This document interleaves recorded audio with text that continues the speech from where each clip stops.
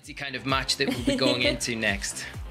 Yeah, high risk, high reward can often be the challenge that players face, particularly when it's getting to kind of the end stages of this part of the tournament. And both of our players, you know, with Wolfe and Kimo as well, they've both got a Tapu Fini on their team, but they've also both got an electric Pokemon of choice, Wolfe rocking that adorable Regieleki. But Kimo has got a Zapdos on the field, and that is a Pokemon that we haven't been able to showcase yet. It's, you know, one of those Pokemon that I think is a fan favorite, you know, really, really popular as a Pokemon, and it's going to be interesting to see how it's able to handle the competitive video game arena. So let's jump into game one and see the battle of these electric type Pokemon, which one is going to be superior. And it's going to be the Zapdos and Grimmsnarl coming out for Kimo on the right hand side of the field, and Regieleki and Moltres out on Wolfe's side. So both of those electric Pokemon out in force. I wonder what's going to happen here, Lee. The Moltres, of course, looking to be a little bit precarious from the electric type attacks from that Zapdos, but Kimo might be able to utilize the opportunity to maybe go for some kind of setup with his two Pokemon. Yeah, now the Zapdos is an interesting one on Kimo's side of the field because it does put a lot of pressure onto that Moltres and really kind of puts it off going for that nasty plot that which you would normally see it go for here. The Zapdos has to be careful if it does target into it, as you saw in that previous game, that there's Moltres, Galarian Moltres does tend to carry that weakness policy, so firing off an electric type attack into it and not picking up the knockout could be very dangerous to having some big repercussions if it can survive the attack and then return with a big attack of its own. Yeah, well, it's going to be the Dynamax Zapdos taking for the field. Very explosive start here for Kimo. Just wants to get Dynamax out on the field. Can apply a lot of pressure with Zapdos, maybe going for something like the Max Airstreams to be able to get the speed up on his side of the field. It is indeed going to be Wolfe, however, also matching with a Dynamax of their own. Interesting combination of events here, you know, seeing Wolfe actually go for that early on Dynamax. In his previous match, we saw him in the winner's bracket, he was actually going for that Dynamax a little bit later on, but this time Moltres straight out of the blocks, wants to be able to get that additional HP advantage and start dealing some really big damage, and also allows it to be potentially protected from any of those electric type attacks, able to take it a little bit better.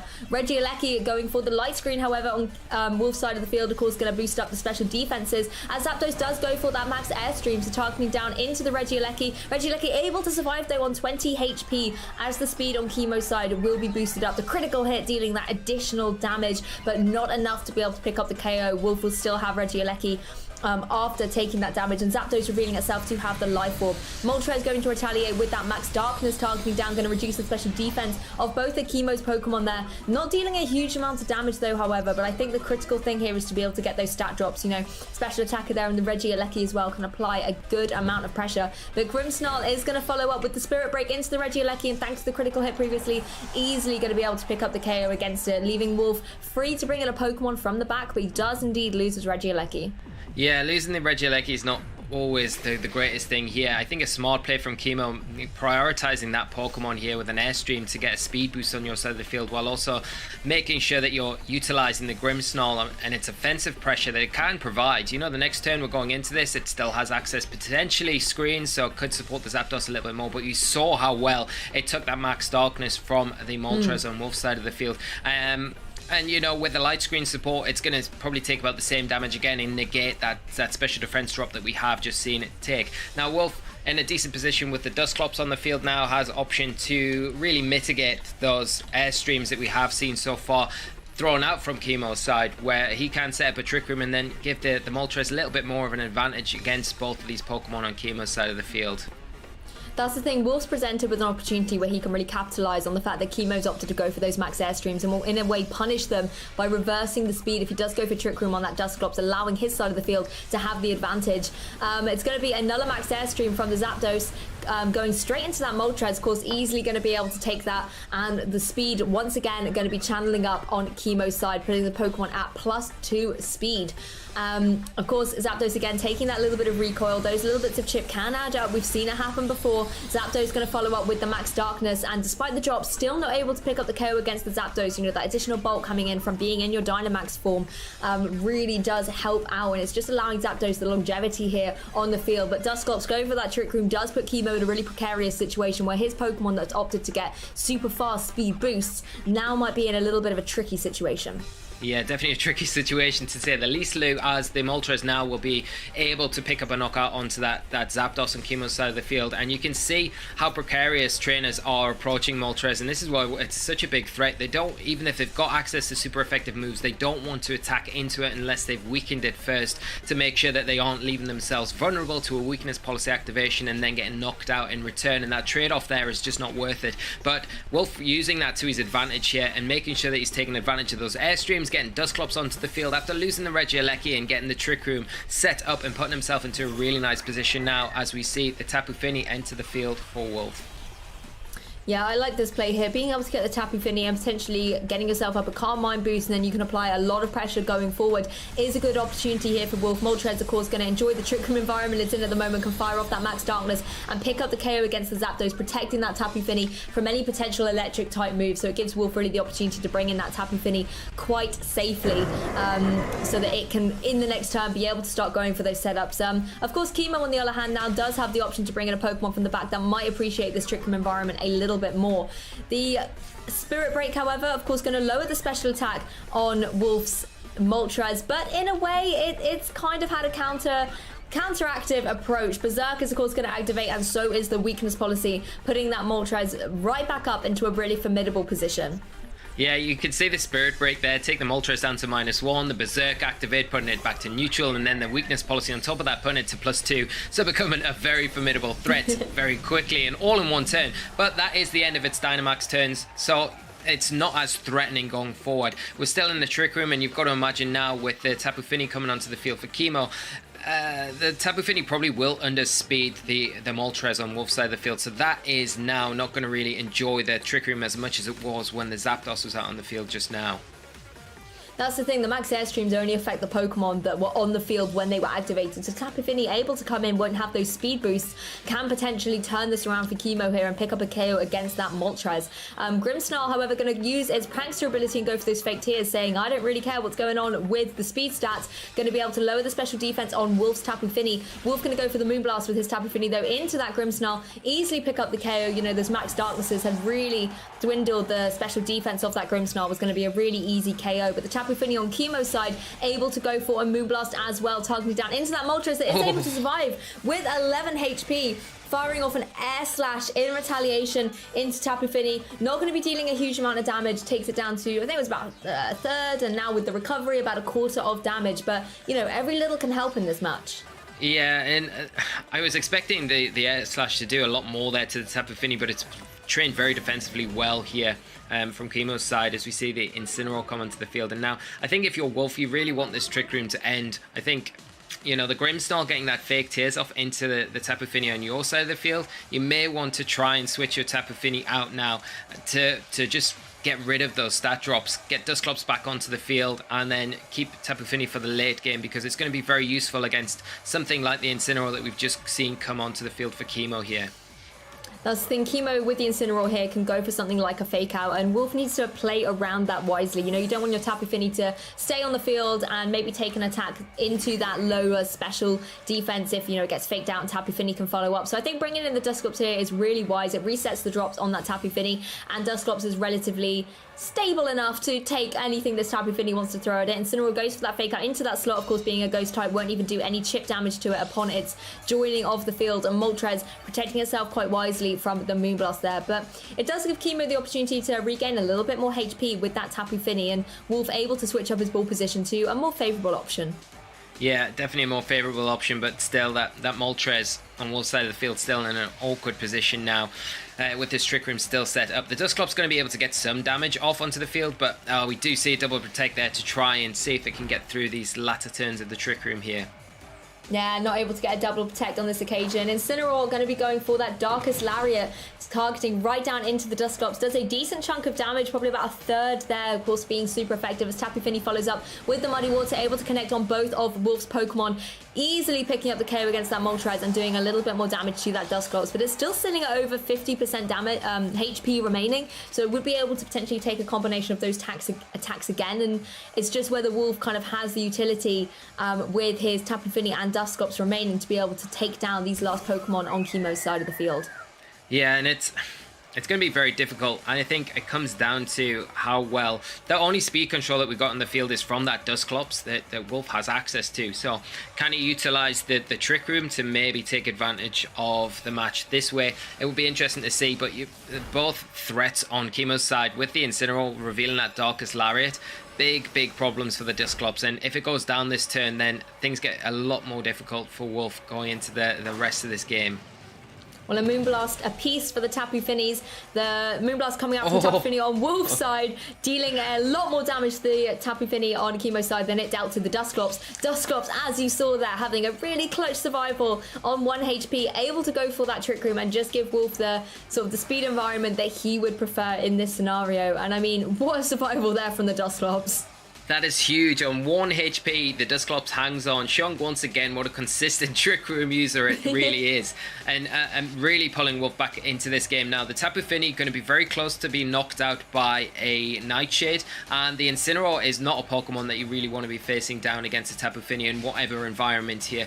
Especially because we haven't seen Snarl. That is another common move that you'd normally see on Incineroar to reduce the effectiveness and reduce the special attack damage on something like a Tapu Fini now, but we're just seeing the Darkest Lariat, which has been continuously clicked here as a move choice by Kimo. Yeah, but Dusclops really making the most of this opportunity, going for that Pain Split, dealing a huge amount of damage and regaining some HP itself from that Incineroar, so kind of utilising the advantage that Kimo had with the HP on Incineroar against him a little bit. Light Screen wearing off as well, so Tapu Fini on Wolfe's side looking really relatively healthy, and if Wolfe is able to kind of dwindle the HP down on that Tapu Fini, it's going to easily be a KO or anything that Tapu Fini on Wolfe's side wants to throw out against it. And like you said, Lee, there's not really a lot that Incineroar can do to Tapu Fini in this scenario.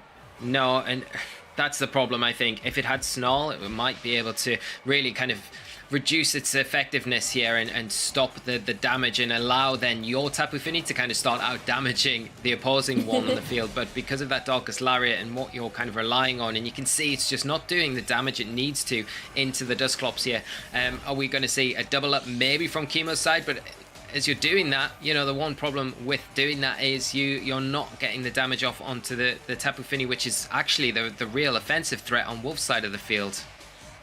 Yeah, exactly. Incineroar just not able to pick up the KO against that Dusclops, and constantly with each of those Pain Splits, the HP is being dwindled closer and closer to 0 on that Incineroar side. Whereas the Tapu Fini, as you can see on Wolfe's side, it's really untouched at this stage. It's sitting in a really good position. We know that it has access to spread moves, such as the Muddy Water, and with the HP being dwindled down on Kimo's Tapu Fini, it's looking very vulnerable. Dusclops, however, just going to go straight for the Nightshade, giving Incineroar very little room to maneuver. It's going to go for that Darkest Lariat and connecting into that Dusclops. I think this time it is finally going to be able to get the KO. I'm sure Incineroar's going to be happy about that, but then it still has to face down against that Tapu Fini, and I don't think, as mentioned, Lee, it has as many options for Tapu Fini as it had for Dusclops. No, I don't think it's got as many at all, and I think such low health at the minute. We've just seen the Protect there from Kimo's Tapu Fini. It's not really going to have the opportunity to go for it again. I mean, you could do, but I don't really see what advantage this is going to get you here. We've not really seen too much from the Incineroar to say it's a threat to Wolfe's Tapu Fini. So I feel like he's got the position now. He's got the damage off that he's needed to get this far in the match. And it's been enough for him to potentially close this down with the Trick Room ending after this turn. Well, Darkest Lariat coming into Tapu Fini from that Incineroar does a little bit of chip damage as Tapu Fini can go for that Moonblast. Finally able to connect onto the Tapu Fini on Kimo's side. We've seen it go for those Protects a couple of times and kind of avoid having to take this KO as the Trick Room ends. But regardless of the speed at this stage, I don't think a critical hit from Incineroar is going to be able to save the day for Kimo. That Tapu Fini on Wolfe's side is just too strong in this situation. Yeah, and I don't think there will be a single critical hit that would save you in that situation, unfortunately. But, I mean, very well positioned there by Wolfe, and we identified early on what he was trying to do by getting the Dusclops on the field when he did and get that trick. For on the offensive side, that Tapu Fini, I mean, we saw it go from Moonblast after Moonblast after Moonblast, and, you know, kind of giving a nod to the item choice on that Pokemon as well. But the damage output that it was doing was just phenomenal, and it just, you know, was able to take that game 1 for Wolfe. So let's jump into game 2 and see if Tapu Fini is going to be jumping back into the action, whether we're going to see 2 Tapu Finis on the field once again, or if our trainers are going to change things up. Well, it's going to be Grimmsnarl and Zapdos out on the field for Kimo, and no surprises here, Regieleki and Moltres out here for Wolfe. So once again, we've got the 2 electric electric types here on the field, able to apply pressure. The Regieleki, of course, can deal some damage with its electric type moves or can go for those screens. And I feel like going for the screens here is going to be optimal. It just allows you that little bit of longevity here on the field. Yeah, I think that we saw how useful they were in the first game. The light screen support, that the Regieleki, it went down very early in the game, but it provided so much support for Wolf to actually function very well and not have to worry too much about the Kanto Zapdos that is such a threat. And I would like to see Kimo maybe be a bit more bold here, and I think going into game 2 he needs to kind of make things up here. Maybe Spirit Break and a Max Lightning could be enough to do the job on this Moltres, but it's a very risky play. Like we've seen, that the weakness policy is there, and if you go for it, you've got to have a lot of conviction that it's going to pay off. Otherwise, it could come back to really bite you and take this game away from you. It's such a critical point in this tournament. Exactly. Well, 2 Dynamax Pokemon here on the field in all of their majesty. It's going to be the Moltres and the Zapdos. You know, 2 of those sort of legendary bird Pokemon here out in the action. I love to see this as Regieleki goes for that light screen, once again boosting up the special defense on Wolf's side of the field. It's going to be another Max Airstream from the Zapdos on Kimo's side, however. So this game really playing out very similar to how game 1 started. Regieleki able to take that much better though, as there was no critical hit this time around. So potentially the follow-up from Grimmsnarl, if it is Spirit Break again into that slot, Regieleki will be able to hang on and survive out the turn. Moltres going for that Max Darkness once again, straight into the Zapdos. Does a decent amount of damage, of course, nothing compared to what it would be aiming for, but I think it gets that special defense boost, able to weaken Kimo's Pokemon going forward. They're going to be a little bit weaker and more susceptible to those special attacks coming forward. Regieleki is, of course, able to hang on despite the Spirit Break. It will, of course, get a special attack dropped, but it does put Regieleki into a more favourable position than it was in game 1. Yeah, and I think this really identifies how crucial that critical hit was in game 1. You know, losing the Regieleki so early on meant that Wolf wasn't really able to get the most out of this Pokemon. Got his screens up, which was very beneficial, but we can now see it can put a bit of more pressure onto the both opponents' Pokemon on Kimo's side of the field, because the Regieleki is going to be faster even after the Airstream, you would assume, than the Zapdos, depending on how it's trained, of course. And with that special defense drop as well, it's going to be able to do decent damage to both Pokemon here and force that Grimmsnarl into going for that light screen support that it so desperately needs at this point. Yeah, it's what both of these trainers need when they're facing down against such strong special attackers, making sure that the light screen's up on their side of the field. And Kimo's definitely going to be glad that he's managed to put that up on there, as the Regieleki goes for the self-vault switch, activating the weakness policy on Wolf's own Moltres. Not only does this allow the Moltres to be really, really powerful, but it also allows Wolf the maneuverability, get his Regieleki in or out of there and reset the special attack drop that it took and bring the Dusclops here on the field. Zapdos going to go for the Max Lightning into the Dusclops, able to take that, only does about a third of damage, and the Moltres now still here ready to move, is going to be boosted up, of course, by having the weakness policy activated. I mean, what a masterful play there by Wolf, going for that self-activation. Moltres going for that Max Darkness, going to connect into the Moltres on Kimo's side, and actually is able to pick up the solid KO against Kimo's Zapdos with the critical hit. This Moltres is not playing around here, Lee. It is here wanting to try and take its trainer into those global finals. Yeah, definitely, and a really great play here from Wolf, and a bit unfortunate for Kimo because the Regieleki here actually sticking around, like we mentioned, not getting hit by the critical hit in the second game meant it was able to get the Volt Switch to boost that Moltres and activate the weakness policy, which has then allowed it to pick up a knockout, and now still Dynamaxed in a very, very dangerous position here. Max Airstream being an issue, especially for the Tapu Fini here. It's going to get hit. If it targets into that slot, it's going to take a lot of damage, and obviously the Grimmsnarl as well has taken those special defense boosts already, so it is going to be in a little bit of an awkward position if it wants to stick around any longer in this game and really have much more effectiveness. I mean, it was great for Wolf to be able to capitalise on the special attack drop that Regieleki had as well, not dealing as much damage to his own Moltres. And Moltres here going for that Max Airstream, so Wolf going more on the speedier side of the tournament this time, picking up that solid KO against the Grimmsnarl. He's really not playing around at the stage, wants to get every single KO and dive into those global finals potentially. And Grimmsnarl is going to be KO'd, returning to Kimo, and Kimo is now down to his last 2 remaining Pokemon. Tapu Fini utilising opportunity to go for that Calm Mind, wants to make sure that even behind the light screen, it's got that additional special defense boost in the face of this Moltres. And we know Tapu Fini is a very good answer for the Moltres, but the way the Moltres is running at the minute and the fact that Dusclops is able to help it out, taking away 50 HP from that Tapu Fini, it's going to be a formidable threat to be reckoned with. Yeah, definitely. And you make a really good point about the Spirit Break benefiting Wolfe there on the Regieleki, reducing the attack damage there from the special attack, and meaning that he's not taking as much damage when the Moltres actually has that weakness policy activated. A really nice play all in all. The Tapu Fini, they're getting the Calm Mind up. I think it's a nice play, because then it starts making this Tapu Fini very threatening very quickly. The Moltres is going to be prone to potentially a fake out here from the Incineroar, but you're quite free with Dusclops at this point to maybe just go for a Nightshade and get more damage onto the Tapu Fini. Once you can remove that Tapu Fini from the field, it's going to mean that you've got quite a lot of resource left to deal with Incineroar. That's not maybe the most offensive Pokemon that you want out against the remaining Pokemon that Wolfe's got left.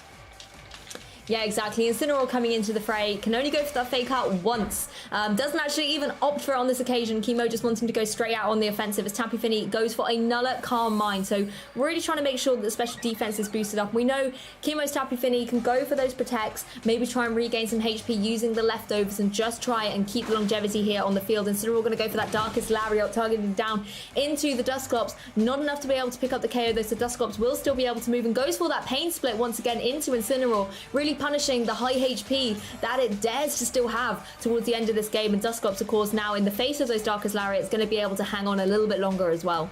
Yeah, a really nice play there, pulling the Dusclops from the brink back into this game. The ability there, just sharing the HP with that Incineroar on Kimo's side of the field. And now in a position again where the Dusclops is free to go for maybe a Nightshade here, and potentially with an Air Slash as well. The problem with Moltres is it does have access to attacks that can flinch the opponent, and being the fastest Pokemon on the field because of that Airstream, then it does have the chance. And all you would need with Moltres is to get maybe one flinch onto the Tapu Fini with either obviously an air Slash, which it will be going for, its signature Dark type attack, which is not the most optimal play.